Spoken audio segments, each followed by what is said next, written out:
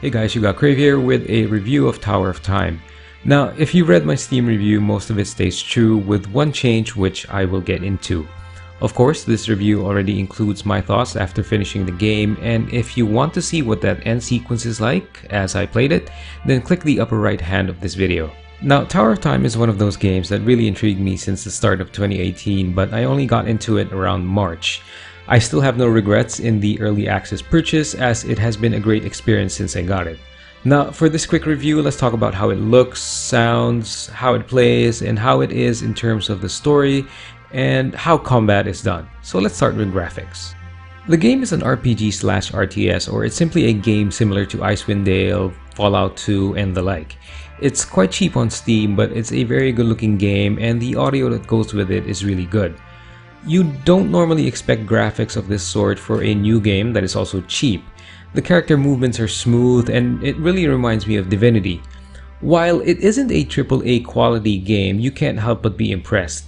There is enough detail in the environment to really make you feel like your RPG experience is going to be a memorable one. One thing about the graphics though is that this might be an optimization issue, is that it has a tendency in some areas to sort of tank your frame rates and increase your CPU usage. It only happens in very specific areas of the game, so it could be an isolated experience for me. In terms of audio, there's not a whole lot of voiceovers here. In fact, a lot of reading is required, and I think this is common to older RPGs. And the background music, now this part is really just top notch, and personally I find it so apt or appropriate for the setting and each scenario you get into. In terms of gameplay, it's an isometric RPG like Baldur's and Divinity. If you played games of the sort, then you'll feel at home with this one. Character creation is absent in Tower of Time, but I don't think that's a bad thing. There's always a better chance of telling a story when characters are predefined, so it's like playing Geralt in the Witcher series. There is a main character in the story that influences 7 other characters that you actually control as a player. Each of these characters fall into a typical archetype or can be a hybrid, so you've got your warrior, ranger, mage, and so on. One thing that's also missing is the experience gains. You increase the power of your controlled characters by training them through gold, and you earn that in game. The training translates into gaining ability points, which can be allocated to increase 4 different stats, and it also gives points to increase the strength of your skills. Your character skills follow a very simple skill tree format. While it is simple and straightforward, shifting your points has a very obvious effect on your gameplay. So let's say a damage skill can have an AoE effect or an increased single target damage effect. You are free to shift between 2 alternating effects. Of course, another way to power up your character is through the gear that you loot and win through combat. Gear can be enchanted or forged to become stronger. The currency that you use for forging items or enchanting them is through 3 different colored crystals that you find while going through the game. You can also dismantle your older gear to gain these crystals. Gameplay in Tower of Time is very much a dungeon experience, or very much like a dungeon experience. You are basically trying to go deeper into a tower to reach your goal, which I'll get into in a bit. What's nice about it is that it doesn't make you feel claustrophobic, as the variety is enough to avoid that feeling. You can move around in different levels through teleporters and travel discs. They are basically scattered all throughout each level. The travel discs not so much. You can also go back up to the city, where you do that via a menu option, and it's also in the city where you'll find the different buildings to train your characters and to make them stronger. While on gameplay, I've also encountered some glitches in the game, so this is usually the transition from general gameplay to combat. You'll hear the combat notification trigger, but the actual fight doesn't start, so that often means reloading your last save. Now, in terms of the story, this is where I got it wrong in my Steam review. I mentioned that I think I used the word decent there. I thought that the story was decent, and I thought that it would be the combat that would keep me playing.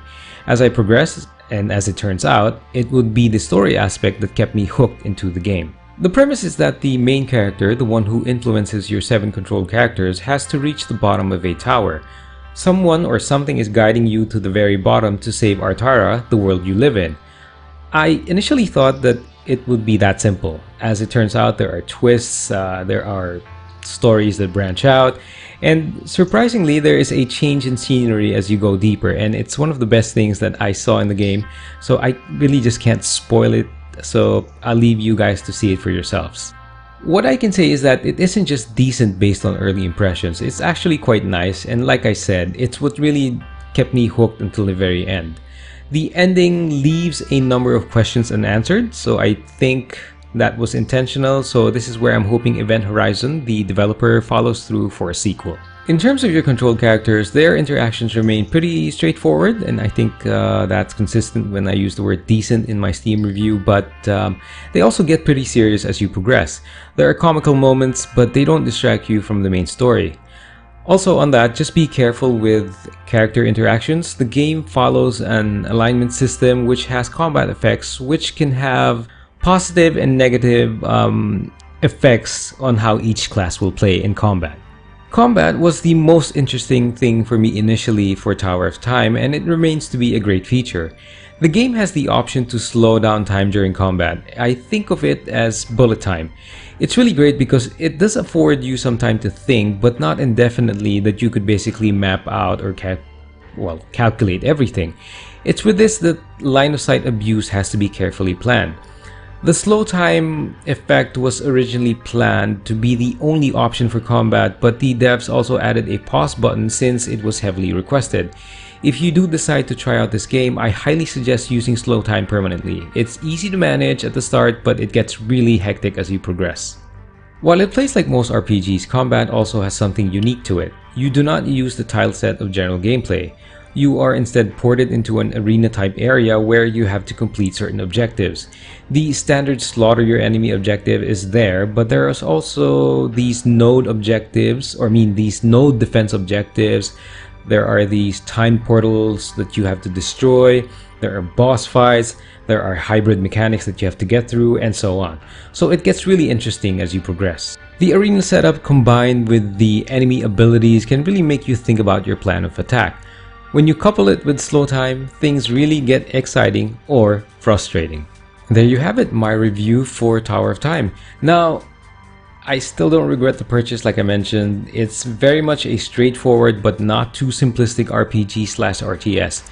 I think that Event Horizon, the developer, really did a good job with this game, and I hope that they do get the support that they need, maybe to push for a sequel of the game.